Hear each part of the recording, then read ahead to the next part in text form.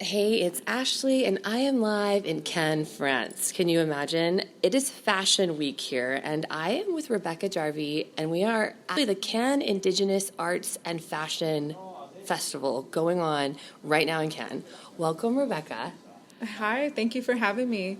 I'm so excited because I found out that you're from Montana. Yes. And I'm from Idaho, and we had to come to France to meet. Definitely, that it worked out so crazy. It's such a weird experience because Cannes, if you've never been and you're listening to this, you should know that there's nothing like it in the whole world. It's a sea, so that's not an ocean. It's a sea because there's no outlet. So there's a lot of Ariel mermaid energy here. That sounds crazy, but really transcendent things happen here. You meet people that you could never meet anywhere else in the world, and they end up being for your next door neighbor. So I would highly encourage anyone that's listening to come to Cannes. And so you have been here how many days so far? Wow, I've been here, I think today is my 5th day here. Whoa. Yeah. Okay, and how many more days do you have? I still have 2 more days. Okay. Yeah. 7 days is a good time amount to come here. Yeah, You could come for longer. I've been here for about 12 days before. Wow. But you get to see everything. Yeah, you do. Because sometimes when you're in Cannes, it's really busy. It is, and especially if you're here for like events, like I've been here for the fashion festival, and then today I have a photo shoot. So, you don't get to shop or sightsee because you're here for the events. Yeah. So I'm excited for the world to learn about you. Tell me a little bit about how you got here to this position.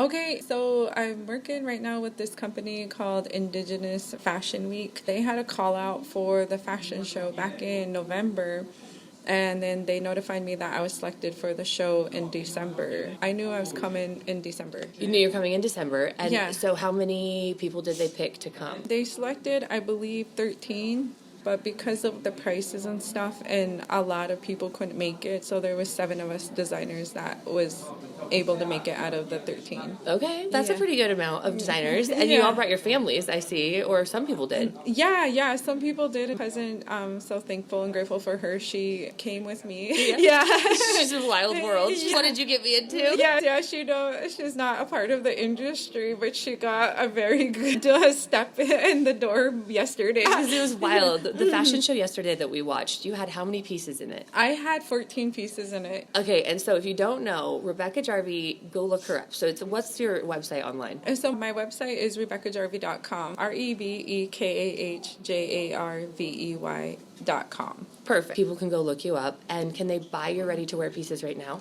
How many pieces when did you start designing? So I always loved fashion my whole life. It was something that was drawn to me, and I always played with it. I started designing Barbie's clothes at a young age.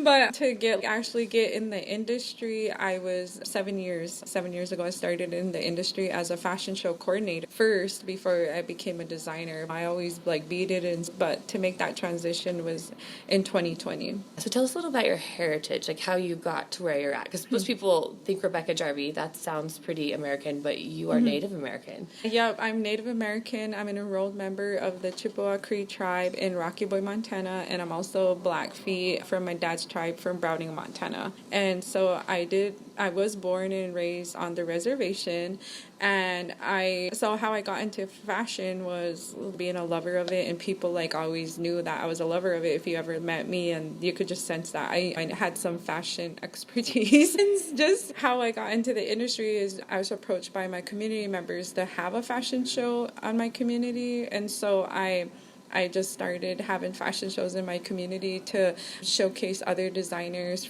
throughout Indian country and to bring that platform to the teenagers and to the people in my community to show them that there's Indigenous fashion or Native American fashion. And and that's something we should address. I grew up and I actually had a high school and our mascot was the Indian, and then that became highly not okay. Yeah. But for me, I was always very friendly with this word or Native American or whatever it is. So is there a preference? Just for people listening to this podcast, what is the preference, or what? Tell us about how it works. Yeah, so a lot of natives, it's a touchy subject, but for me, I'm okay with being called Native American or American Indian or Indigenous, just because I know my identity and I know who I am and I have a strong foundation. But it is sensitive and a touchy subject depending on who you talk to, because of our land being taken from us and stuff. A lot of natives don't prefer the word Native American American, just because that's how would I say that? That's like just degrading us. Yeah. So most people prefer like Indigenous. So that's why we use the word Indigenous. That makes more sense. Yeah. And then when we use the word Indigenous, we include like our Indigenous brothers and sisters from like Australia and the Indigenous, Aborigines, and then, you know, our Indigenous brothers and sisters from South America. So that word, we include all our brothers and sisters from around the world that were Indigenous people and that went through the same traumatic stuff that we went through. A lot of trauma. Yes. Speaking of that, I learned things yesterday that I never even knew. It's something called 215. Tell me a little bit about 215. I'm not too familiar with that just because there is over 500 some tribes in the United States alone, and each tribe went through their own atrocities and went through their own stuff with the government and their own battles and wars. And so I'm familiar with my own tribe, what happened to my people in Montana. I see. And so just a reference then 215 is about there's a series of schools that were in Canada, and when things were happening, the children were taken away from their families and separated and put in these schools and severely abused and killed. Yeah, and a lot of children by the Catholic Church. By the Catholic Church, okay? Yes. And a lot of children are buried. They found like over 6,000 bodies buried under these schoolhouses. And they're still finding them. And then it's probably safe to say that most natives, their parents, our grandparents went to residential schools. So in Canada, they call it residential schools, and in the United States, they call it boarding schools. And my great-grandma and grandpa were a product of the residential school era, where they were severely abused for speaking their language and stuff when it was at that time and era. But my grandma, I remember her telling stories, my great-grandma, that she would take up for her sisters. She had a lot of sisters, and she would just tell the nurses or the nuns and them to hit her instead of her sisters to protect them and stuff. And so there's a lot of stories. And my grandpa, he was a rebel. He would just kept leaving. He was pretty smart, and he would just kept leaving the residential schools and going back to the reservation and stuff. So he got out of it. And then by the time my grandparents got in their kids, they weren't as bad. They were still already traumatized from what my great-grandparents went through. A long line of DNA that has a lot of pain, right? And yes. It's challenging because it's a touchy subject for so many people. Yeah. So I'm really impressed and proud of you and really excited for our relationship. Thank you. It's really nice to meet someone who's willing to have a conversation. I've had some rough things happen where I didn't realize how offensive I could actually be. Oh, yeah. And I think that's the majority of white people in America don't understand. We haven't been educated. Yeah. We're more ignorant than you are about what's happened to our culture, I think. In some ways, we are so blind. And so I appreciate the conversation that we're having right now. The problem, and it triggers people, like, to talk about that because of that's where a lot of our problems come from, is what happened in our past. And it's not 100% our fault of how we could combat these problems. It's the government and the church's fault for putting us there and putting us in that position. So that's why we have a lot of the problems we do have on the reservations.